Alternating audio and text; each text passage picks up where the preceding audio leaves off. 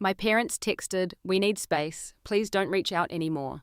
Best Reddit stories. I'm Bianca, 30 years old, a financial advisor from Boston who spent years managing my family's wealth. Despite my sacrifices to maintain our relationship, something changed.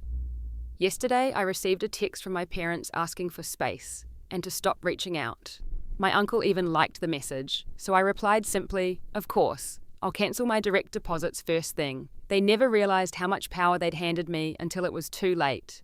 Let me know where you're watching from and hit subscribe to join me on this journey of betrayal and justice.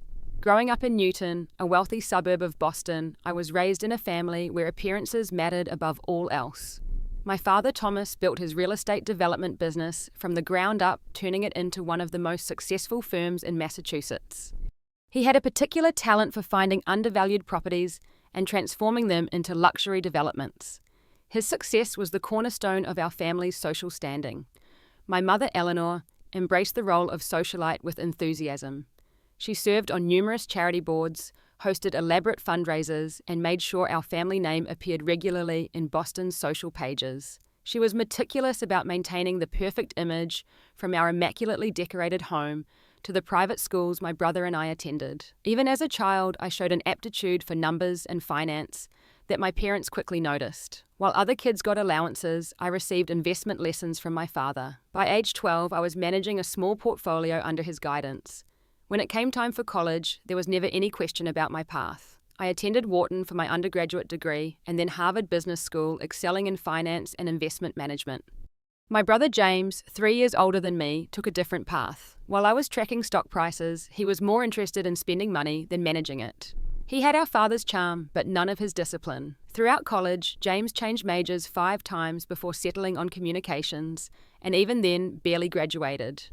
After school, he bounced between jobs, never staying anywhere longer than a year. After completing my MBA, I received multiple offers from prestigious firms in New York. I accepted a position at Goldman Sachs and spent 5 years building my career.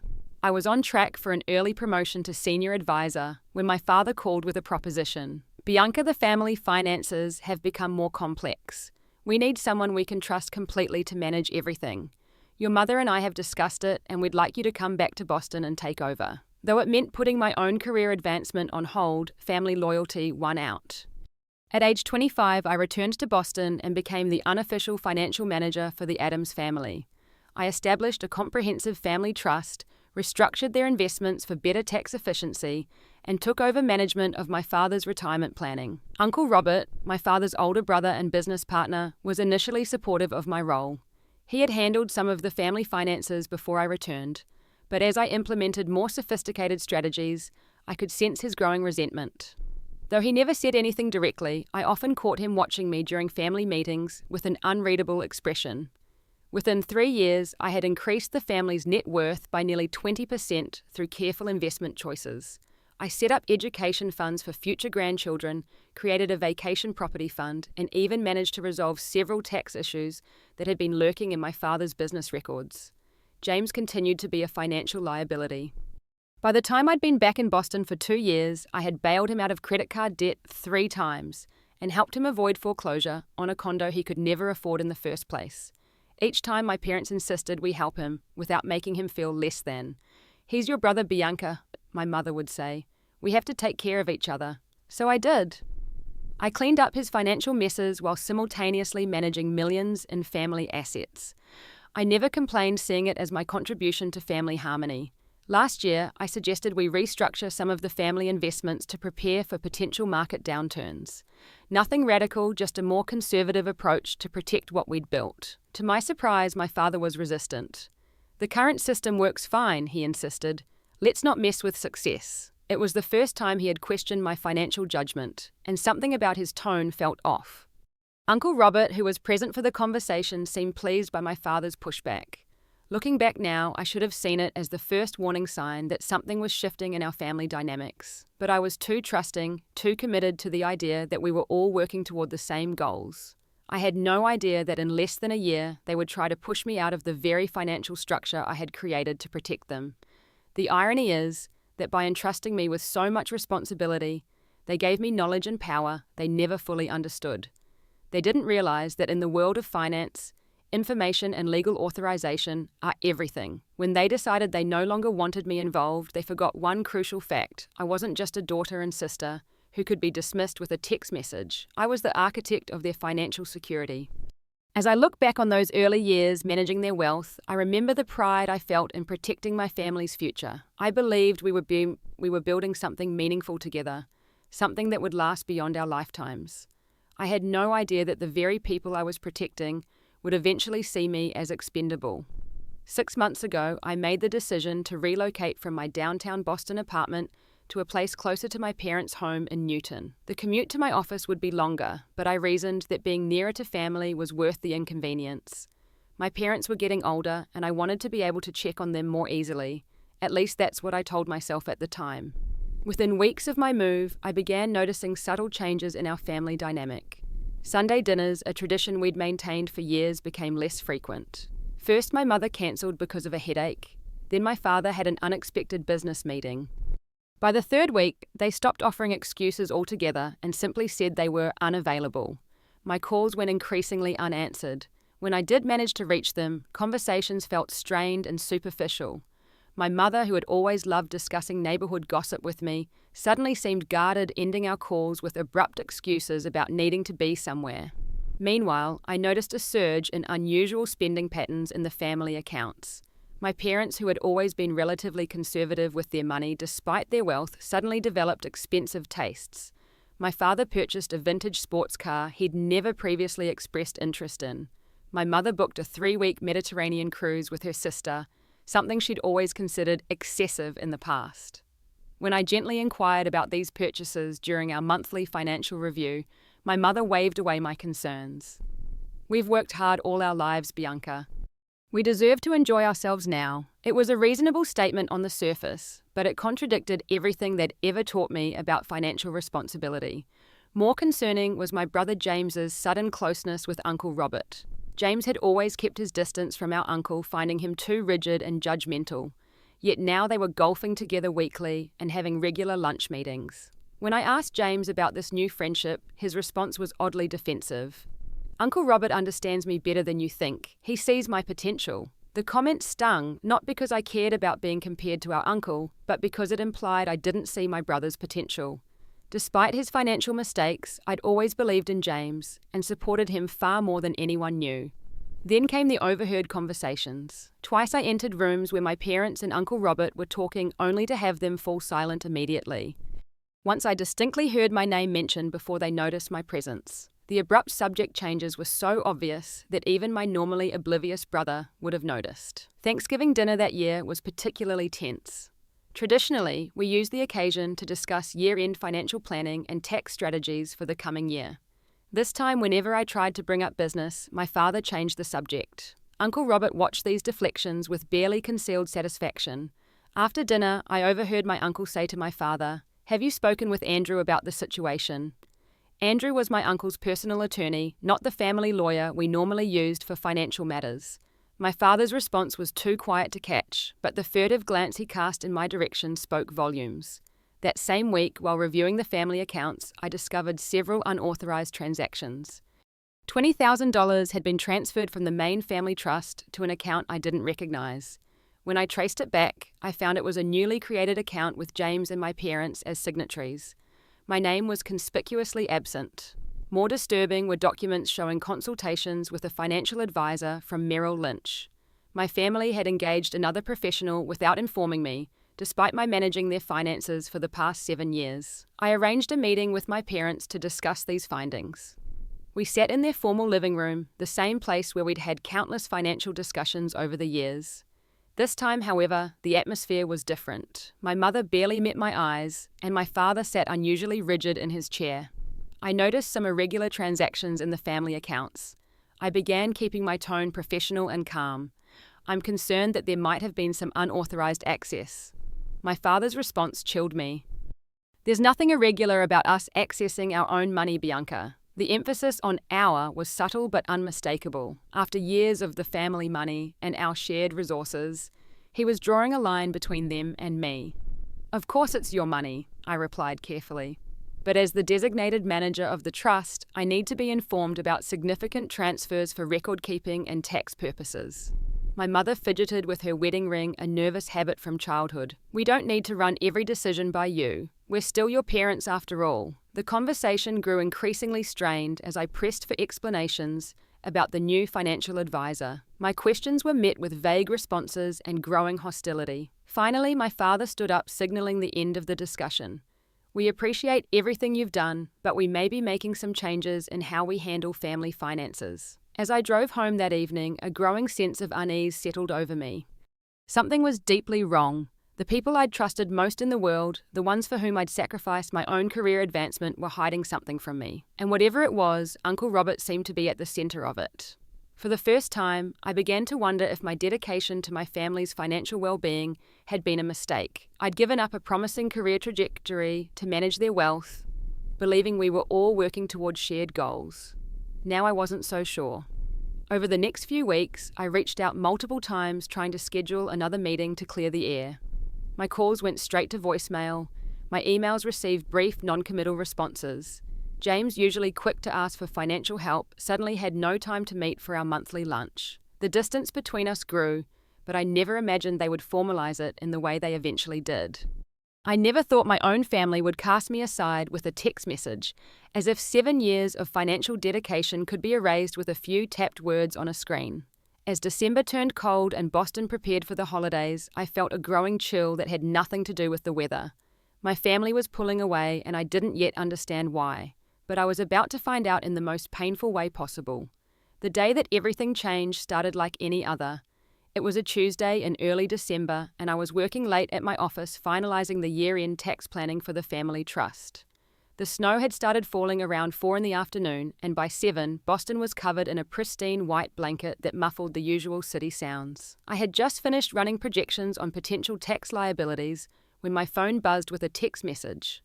Seeing it was from my father, I smiled, thinking perhaps they were finally reaching out to discuss the financial plans for the new year. The message I read instead stopped me cold.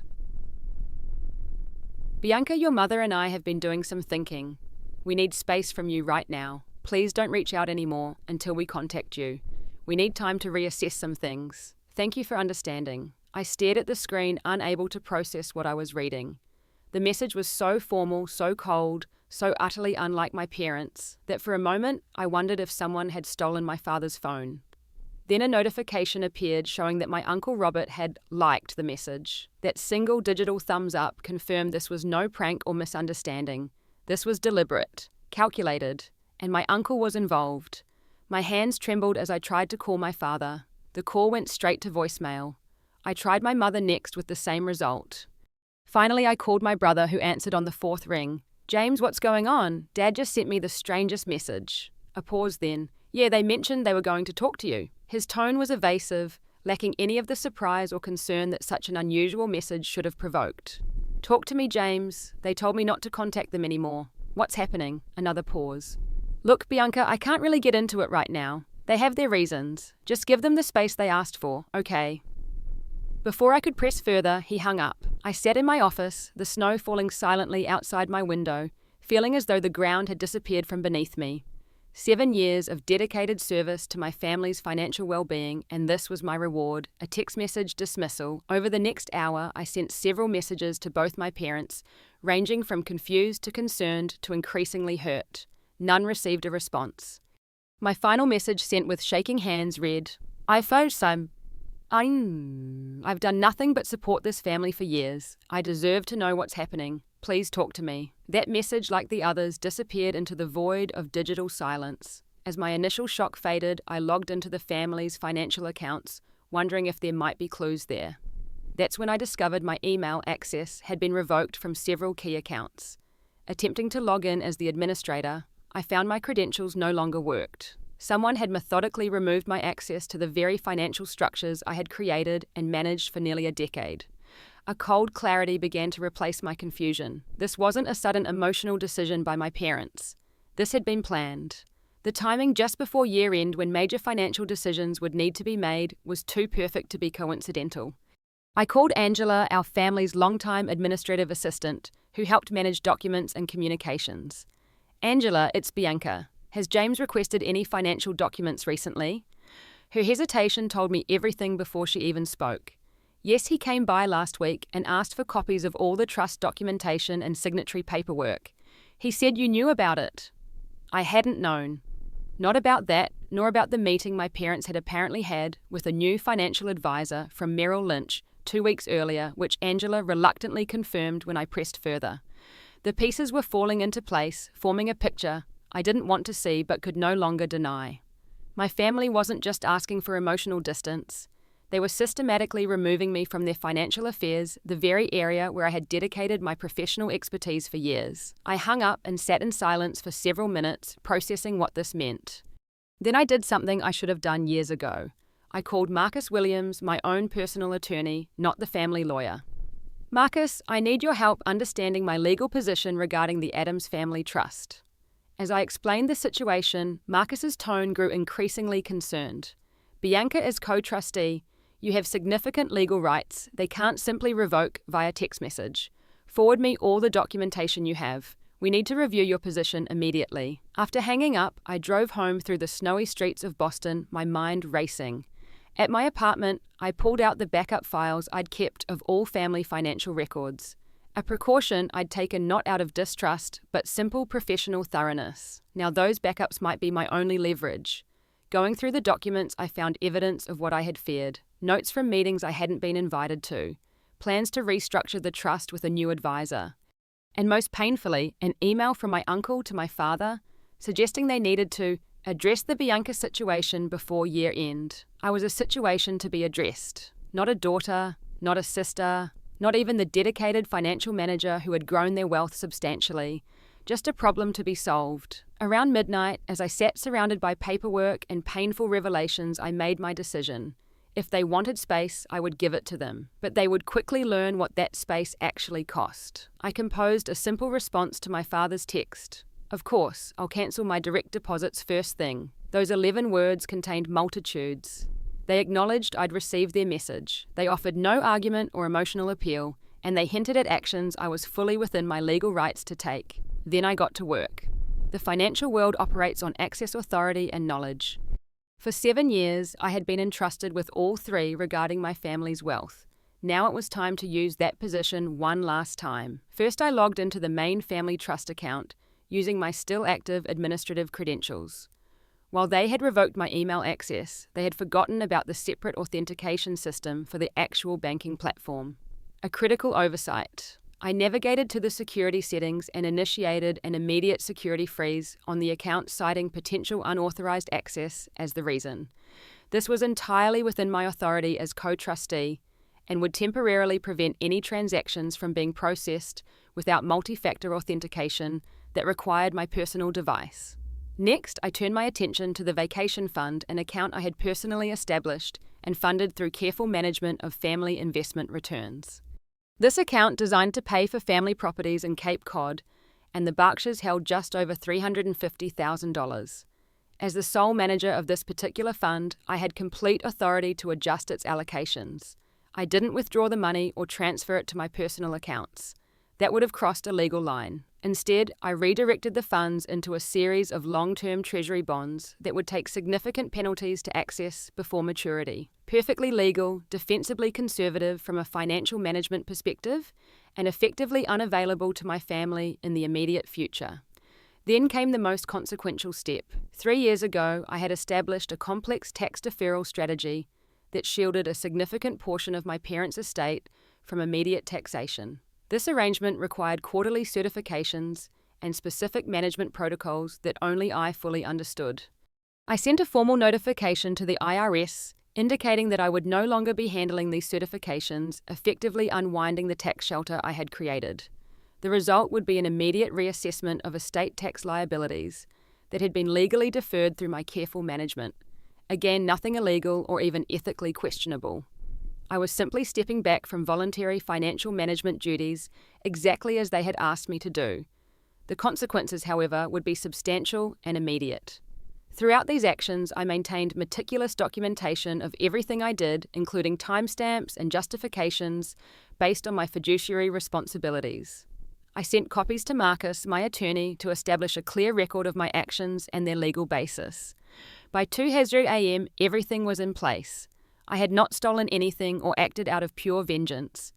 I had simply stepped away from the financial structures I maintained, leaving them to function according to default legal and financial principles without my specialized management. I went to bed knowing that by morning my family would begin to understand exactly what they had taken for granted all these years. My phone remained on the nightstand, silent now, but unlikely to stay that way for long. At precisely 4:02 a.m., my prediction proved correct. My phone erupted with calls from my brother James. One after another, 17 calls in total, each going to voicemail as I watched the screen illuminate the darkness of my bedroom. After the 17th call, I picked up my phone and composed a single text message in response, wishing you all the distance you asked for. I turned off notifications and went back to sleep, experiencing a strange sense of calm. For years, I had sacrificed for my family, putting their financial security above my own career advancement. In a single cold text message, they had shown how little that sacrifice meant to them. Now they would learn that the financial stability they had taken for granted wasn't a birthright, but the result of my constant, careful work. Work they had just explicitly told me to stop doing. As dawn broke over Boston, painting the snow-covered streets with golden light, I knew the real storm was just beginning. My family was about to discover the full meaning of the space they had so carelessly requested. But what they didn't yet realize was that I had taken something else with me, something far more valuable than money, something they wouldn't notice until it was far too late. By mid-morning, my phone was flooded with messages. My mother had called 5 times, leaving increasingly frantic voicemails. My father had texted repeatedly, his messages evolving from confused to concerned to openly panicked. "What have you done to the accounts? Why can't we access the trust? Call us immediately. This is serious." The final message revealed how quickly their desire for space had evaporated. "Bianca, please, we need to talk. Whatever misunderstanding has happened, we can fix it together, as a family." The word family landed like a bitter joke. Less than 12 hours earlier, I had been someone they needed space from. Now I was suddenly family again. Uncle Robert's messages took a different tone. No pretense of reconciliation, just thinly veiled legal threats. "Your actions constitute a breach of fiduciary duty. I've advised Thomas to pursue all available legal remedies if you don't immediately restore access." I forwarded his message directly to Marcus, who responded within minutes. "He's bluffing. Your documentation clearly establishes your authority to take these precautionary measures. Stay the course." Concerns. Around noon, I received the first indication that the tax implications had become apparent. A panicked email from my father's accountant copied to me apparently in desperation. "The IRS has acknowledged receipt of the change in certification. Preliminary assessment indicates an immediate tax liability of approximately $1.3 million. Please advise on how to proceed with payment arrangements." I took no pleasure in their panic, but I couldn't deny the validation I felt. For years, I had shielded them from these very consequences through careful, knowledgeable financial management. Management they had taken for granted until they decided to cast me aside. At 2:17 p.m., the situation escalated when James appeared at my apartment door. Through the security camera, I could see him pacing in the hallway, agitated and disheveled. "Bianca, open up. I know you're in there. You can't do this to us." I didn't open the door, but I did activate the intercom. "James, I'm not having this conversation while you're shouting. If you want to talk, you need to calm down." His laugh was bitter.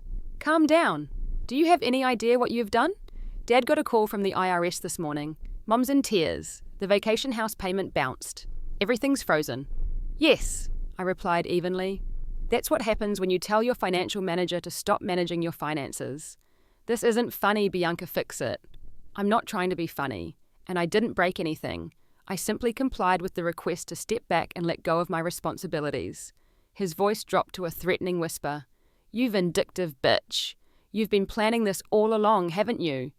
The slur stung, but I maintained my composure. "No, James. Unlike some people, I don't plot against my family. I'm simply respecting boundaries that were set very clearly yesterday. Now, unless you have something constructive to add, I suggest you leave before I call building security." As if on cue, Mrs. Patterson from across the hall opened her door. A retired judge in her 70s, she had a commanding presence that belied her small stature. "Is everything all right, Bianca? Should I call security?" James glared at her, then back at the camera. "This isn't over," he snarled before stalking toward the elevator. "Such a rude young man," Mrs. Patterson commented. "Nothing like you, dear. Are you okay?"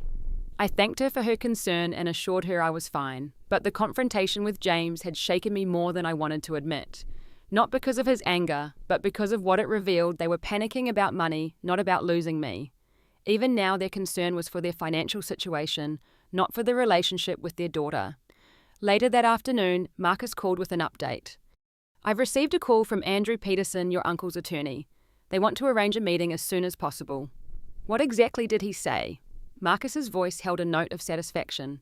He said, and I quote, "There appears to have been a significant misunderstanding that requires immediate resolution." When I pressed for details, he admitted they hadn't anticipated the scope of disruption your stepping back would cause. "Disruption," I repeated. "That's one way to put it. Bianca, they're scrambling. Whatever they were planning, they clearly didn't understand how integral you are to their financial infrastructure. You have leverage now. The question is, what do you want to do with it?" It was a good question. What did I want? Revenge, reconciliation, recognition. "I want them to understand what they did," I finally said. "Not just to their finances, but to me. And I want to ensure they can never do it again." "Then I suggest we agree to a meeting, but on our terms, not theirs. And in the meantime, don't respond to any direct communications from them." I agreed, and Marcus set to work arranging the meeting. As evening fell, I sat in my living room watching the snow resume outside my window. My phone continued to light up with messages I didn't answer, each one a frantic attempt to restore not a relationship, but access to money. That night, as I prepared for bed, I allowed myself to fully feel the pain I had been managing with action and strategy. The betrayal cut deep. These were the people who had raised me, who had encouraged my financial acumen, who had asked me to dedicate my professional skills to their benefit, and they had discarded me with less consideration than they would give to firing a housekeeper. But they still didn't understand what I had truly taken with me. Beyond the frozen accounts and tax complications, I had secured something far more damaging to them in the long run, something they wouldn't notice until they tried to move forward with whatever plans they had made without me. And when they did notice, it would already be too late. What I took with me wasn't money in the traditional sense. It was information, documentation, evidence, the true currency of power in both financial and family matters. Over 7 years of managing my family's wealth, I had accumulated extensive records of every transaction, decision, and communication. Most of this was standard practice for any financial advisor, but some of what I had documented went well beyond professional thoroughness. It ventured into self-protection, an instinct that had proven prescient. Chief among these documents was a detailed record of my Uncle Robert's attempt to sell 3 key family properties without my father's full knowledge. 2 years ago, I had discovered preliminary paperwork indicating Robert was exploring options to liquidate buildings that had been in our family for generations. When confronted, he claimed it was just market research. I had pretended to accept his explanation, but I kept copies of everything, including emails to potential buyers, where he misrepresented his sole authority to sell. I also had documentation of my father's offshore accounts he had established before I took over financial management and had asked me to clean up and legitimize. I had done so, creating a paper trail that showed my work to bring these funds into compliance with tax law, but I had retained records of their original state, including several years of unreported income. Perhaps most damaging was the evidence of my mother's excessive spending that I had covered up over the years. Eleanor Adams had a shopping addiction she hid from my father, running up credit card debt that would have caused significant family conflict if discovered. I had quietly paid these debts from funds I managed, recording each instance, but never exposing her secret. And then there was James. My brother's gambling problem had grown worse over the past 2 years. What started as poker nights with the guys had escalated to online sports betting and regular trips to Mohegan Sun. Several times he had taken money directly from family accounts, which I discovered and quietly replaced to avoid conflict. Each time he promised it would never happen again. Each time it did. All of these secrets, these financial indiscretions and hidden behaviors were meticulously documented in my personal records. Not because I planned to use them as leverage, but because documenting everything was second nature to me as a financial professional.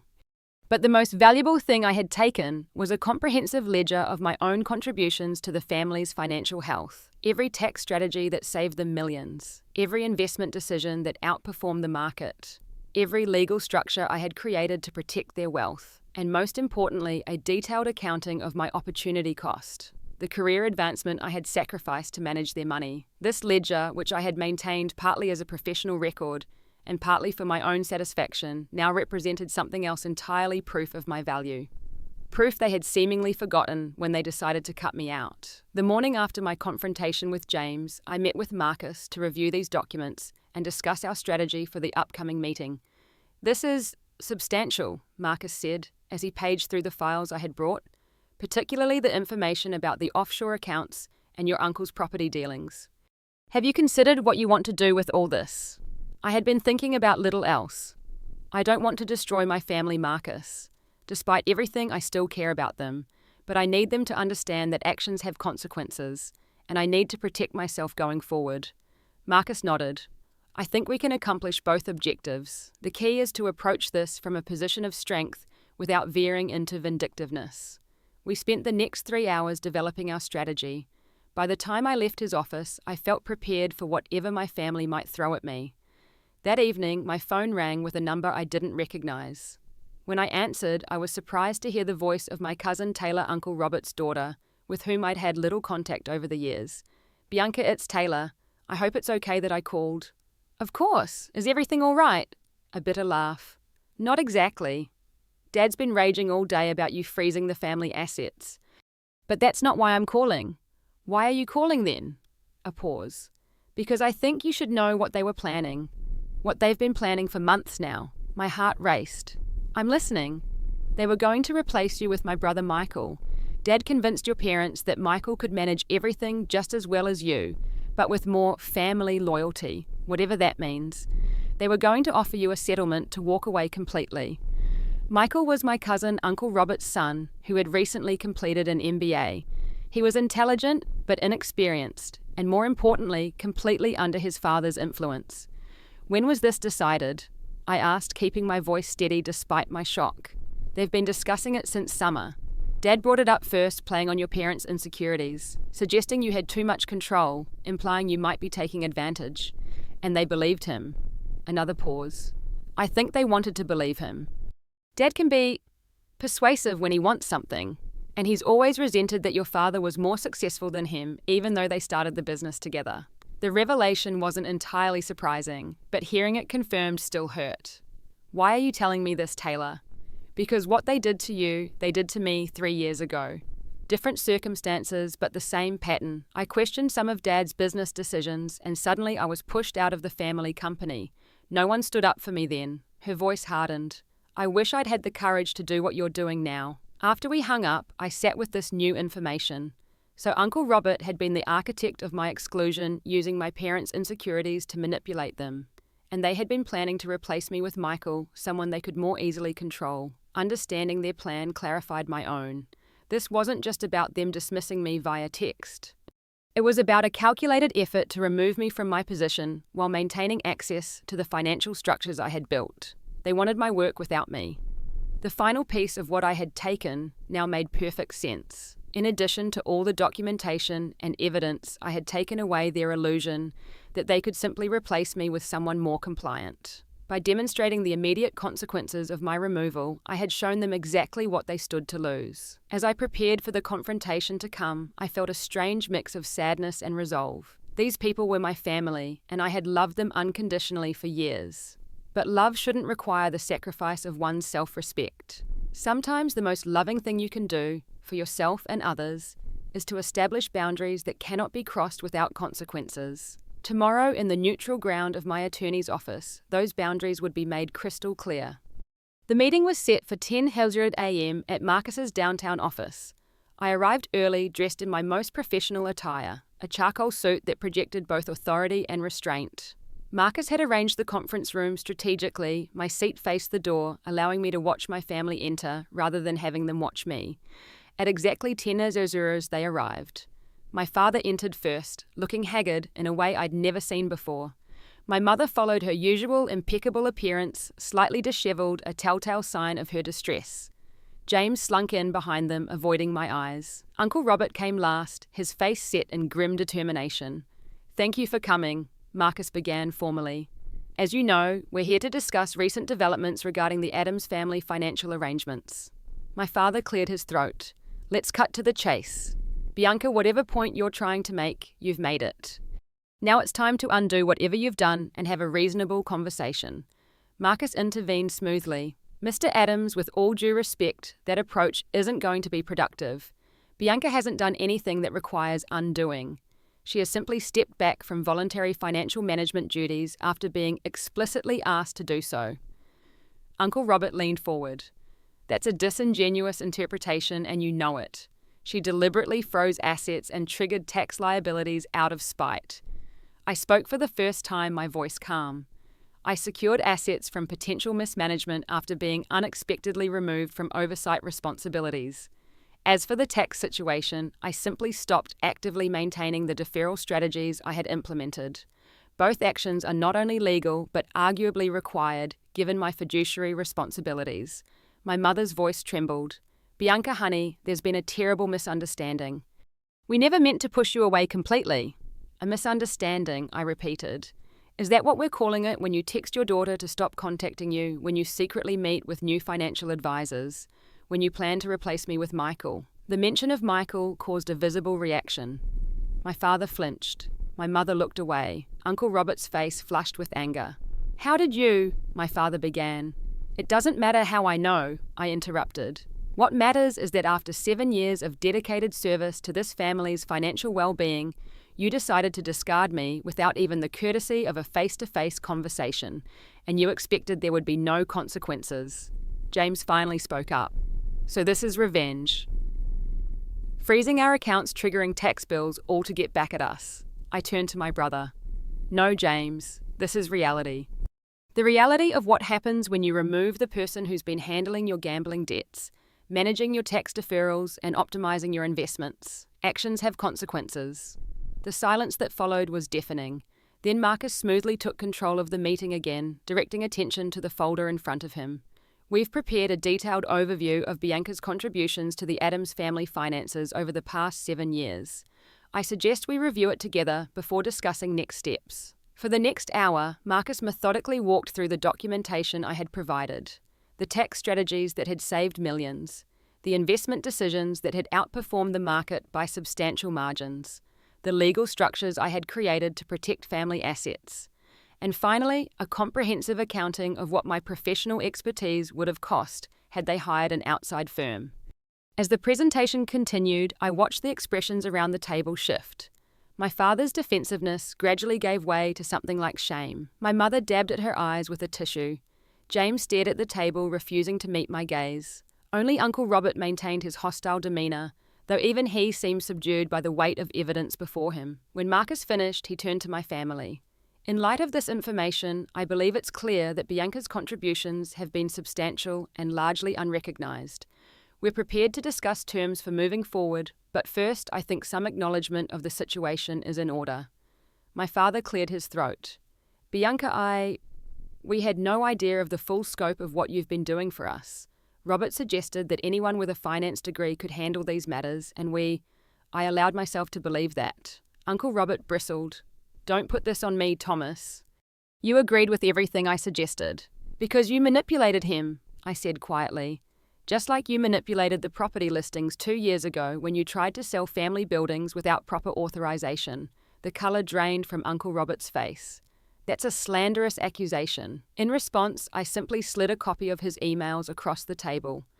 As he scanned the pages, his expression shifted from outrage to something close to fear. "There's more where that came from," I said evenly. "Documentation of offshore accounts, records of unauthorized spending, evidence of gambling debts paid from family funds. I've never used this information because I believed in protecting family privacy, but that protection was premised on mutual respect." My mother's voice was barely audible.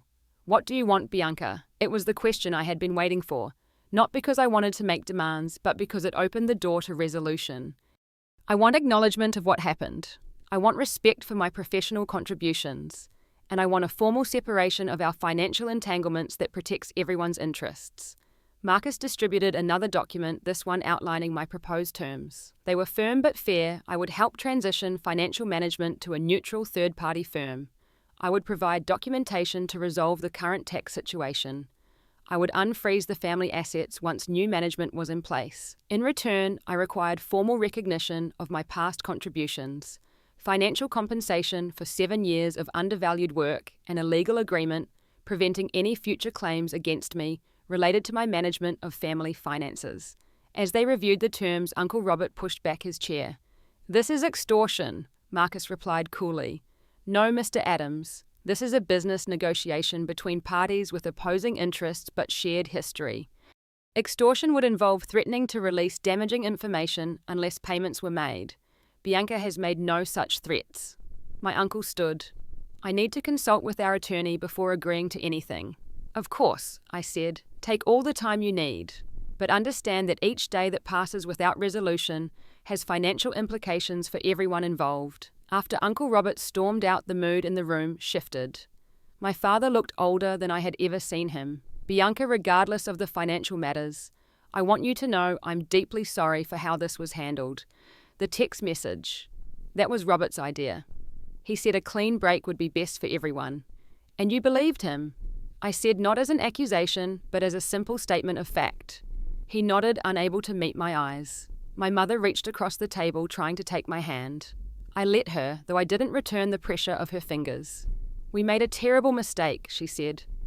"Can you ever forgive us?" It was the question I had been dreading because I honestly didn't know the answer. Forgiveness wasn't something I could promise on demand. It would have to be earned if it was possible at all. "I don't know," I answered truthfully. "What I do know is that our relationship will never be the same. Too much has been revealed about how conditionally I was valued." James spoke up, surprising me with his seriousness. "I didn't understand how much you've been covering for all of us. Not just financially, but everything else too." I knew he was referring to his gambling, which I had kept from our parents to protect both him and them from painful confrontations. "It wasn't my place to judge," I said, "just to manage the consequences." As the meeting concluded, we agreed to reconvene in 3 days after they had consulted with their attorneys. Walking out of Marcus's office, I felt neither triumph nor despair, but something more complex. The bittersweet recognition that in standing up for myself, I had irrevocably changed my relationship with my family. Outside, snow was falling again, large flakes drifting lazily from a pearl grey sky. I stood for a moment watching them, reminded of how something so soft, so seemingly harmless, could accumulate into a weight capable of collapsing roofs and bringing cities to a standstill. That was what my years of silent accommodation had done. Each small concession, each moment of putting family peace above my own value, had accumulated until the weight became unbearable, until something had to break. Now, in the aftermath of that collapse, I would have to build something new, something with a stronger foundation. In the months that followed that pivotal meeting, my life transformed in ways both painful and liberating. The legal negotiations with my family concluded relatively quickly once Uncle Robert's influence was diminished. My parents, confronted with the full scope of his manipulations and their own complicity, agreed to all my terms with minimal resistance. The financial disentanglement was completed by spring. A respected third-party firm took over management of the family trust, with clear documentation of my past contributions and strict protocols for future decisions. I received fair compensation for my years of undervalued work, which I immediately invested in launching my own wealth management firm. The emotional separation proved more complicated. For the first month, I maintained distance from my family, needing space to process my feelings and establish my independent life. My parents respected this boundary, though they sent occasional messages expressing regret and hope for eventual reconciliation. James was the first one I reconnected with. He reached out 6 weeks after our meeting, asking to meet for coffee. When we did, I found him changed, more serious, more accountable. "I've started attending Gamblers Anonymous," he told me, stirring his coffee nervously, "and I'm seeing a therapist about why I kept sabotaging myself financially. Turns out there's a lot to unpack there." "I'm proud of you," I said, and meant it. "That takes courage." He looked up, surprised by my sincerity. "I always thought you judged me for not being more like you. Now I realize you were just trying to protect me in your own way." We were both doing the best we could with the family dynamics we inherited. Our conversation that day marked the beginning of a new relationship between us. Not the easy camaraderie of childhood, but something more honest and equal. He became my first client at my new firm, asking me to help him establish a responsible financial plan based on his actual income, not family bailouts. My relationship with my parents evolved more slowly. We began with short, carefully neutral lunches that gradually extended into more meaningful conversations. Never again would I manage their money or subordinate my needs to theirs, but we found a new way to relate as adults with separate lives, connected by choice rather than obligation. Uncle Robert remained estranged. The exposure of his manipulations had damaged his standing in the family permanently. I felt no joy in this outcome, but recognized it as the natural consequence of his actions. Sometimes, bridges once burned cannot be rebuilt. The most unexpected development came from reconnecting with my cousin Taylor. Our initial conversation during the crisis blossomed into a genuine friendship. She had experienced similar family dynamics and understood as few others could what I had gone through. "They try to make you feel crazy for having boundaries," she said during one of our regular dinners. As if protecting yourself is somehow a betrayal of family loyalty. "I think real loyalty means wanting each other to thrive, not just comply," I replied. She raised her glass in a toast. "To thriving then, on our own terms." My new wealth management firm grew steadily, attracting clients who valued transparency and ethical practices. I specialized in helping women navigate complex financial situations, drawing on my own experience to provide not just technical expertise, but emotional intelligence. Many nights, especially in the beginning, I questioned my decisions. Had I been too harsh, too unforgiving? But each morning I would wake with a clarity I had never known before. For the first time, I was living according to my own values, not contorting myself to maintain an illusion of family harmony. The hardest lesson had been learning that love without respect is ultimately destructive. My parents had loved me in their way, but they hadn't respected my value until forced to confront it. That painful truth had freed me from the endless cycle of seeking validation through sacrifice. A year after the text message that changed everything, I received an unexpected invitation from my parents to join them for dinner at our old vacation home on Cape Cod. The property had been part of our settlement, with ownership transferred to a new family LLC that protected everyone's interests. As I drove along the familiar coastal road, windows down to catch the salt air, I reflected on how far we had all come. The distance my parents had asked for, that cold, cruel request for space, had ultimately created room for something healthier to grow. At the house, my mother greeted me with a tentative hug, which I returned without reservation. My father stood awkwardly in the background until I extended my hand to him. He took it, then pulled me into an embrace that felt more honest than any we had shared in years. Over dinner, we talked about my new business, their retirement plans, James's progress. Not once did anyone mention Uncle Robert or the financial arrangements that had once dominated our interactions. Those matters were settled, the boundaries established and respected. As the sun set over the ocean, painting the water in shades of gold and pink, my father cleared his throat. "I want you to know, Bianca, that we understand now what we almost lost. Not the money or the tax advantages or any of that. We almost lost you, and that would have been unforgivable." My mother nodded, tears in her eyes. "We took you for granted in every way possible. I'm so sorry it took such drastic measures for us to see it." I didn't tell them they were forgiven. That would have been premature, a nicety offered for comfort rather than truth. Instead, I acknowledged their apology and shared my hope for our continued healing. Driving back to Boston that night, I felt a profound sense of peace. Not because everything was perfect, it wasn't and might never be, but because I had learned to value myself as much as I had once valued family harmony. I had discovered that sometimes the most loving thing you can do is stand firmly in your worth, even when those closest to you fail to recognize it. The text message asking for space had been meant to diminish me. Instead, it had become the catalyst for my growth. By respecting the distance they requested, but on my terms, not theirs, I had found my way back to myself. Have you ever had to create boundaries with family members who took you for granted? What helped you find the courage to stand up for yourself? Leave a comment below sharing your experience. Remember to like and subscribe if this story resonated with you, and share it with someone who might need to hear this message of self-respect and empowerment. Thank you for listening to my journey, and I wish you the strength to honor your own worth in all your relationships.